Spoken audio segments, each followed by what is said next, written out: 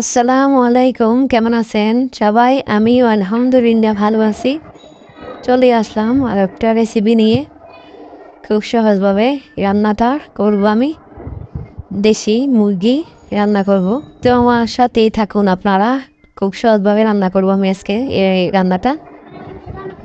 তো চলুন, দেশি মুরগি ধুয়ে বসে করে নেওয়া হয়েছে, এখানে দেখতে পাচ্ছেন।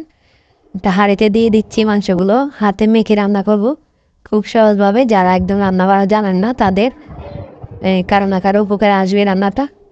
তো এখানে মুরগির মাংসগুলো নিয়েছি আমি।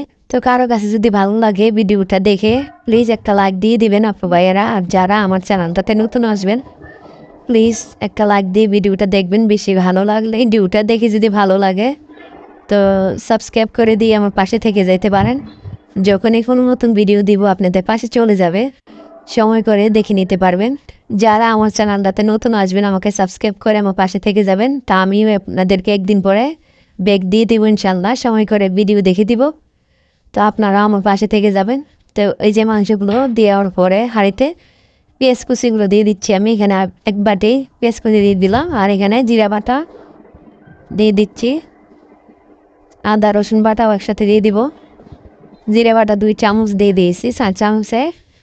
আর এখানে রসুন আদা একসাথে দিয়ে দিচ্ছি 2 চামচ করে। আর এখানে যা যা লাগতেছে সব দিয়ে দিব। স্বাদ মতন লবণ দিয়ে দিচ্ছি। হলুদ গুঁড়ো দিয়ে দিলাম 1 চামচ। মরিচ গুঁড়োটা দিয়ে দিচ্ছি 1 চামচ।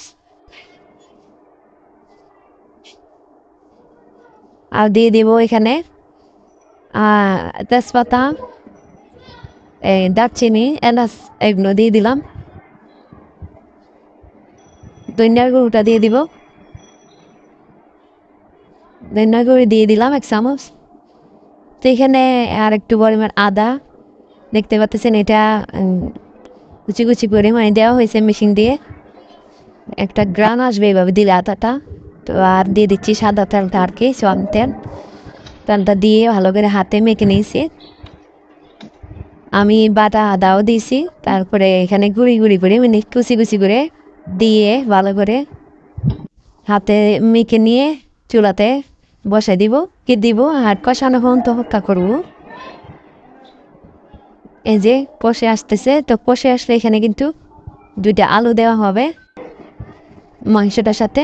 মাংসটা আগে ভালো করে কষাই নিতেছি,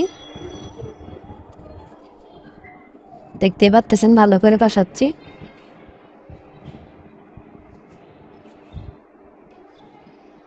উপরে এখনো তেল উঠে আসা নাই, তেলটা উপরে উঠে আসলে আমি আলুগুলো দিব। তো আবার ডেকে দিলাম।